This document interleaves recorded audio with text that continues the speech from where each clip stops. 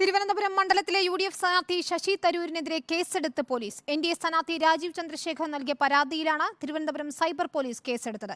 തീരദേശത്ത് രാജീവ് പണം നൽകി വോട്ട് പിടിക്കുന്നതായി തരൂർ പ്രചരിപ്പിച്ചെന്ന പരാതിയിലാണ് കേസ്.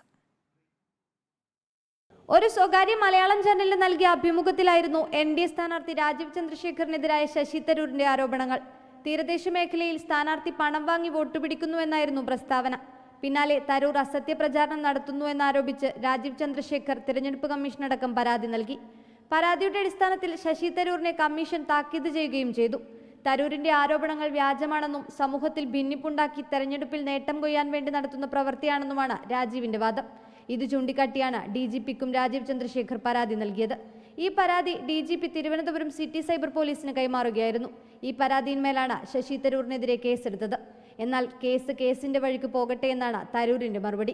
ഇത് പഴയൊരു കഥയല്ലേ. കേസാണെങ്കിൽ കേസ്, നമ്മൾ നിയമം പാലിക്കുന്ന ഒരു വ്യക്തിയാണ്. നമ്മൾക്ക് ഇതിന് മറുപടി ഉണ്ട്. അപ്പോൾ സമയം വരുമ്പോൾ അങ്ങനെയാണെങ്കിൽ കേസായിട്ട് പോട്ടെ.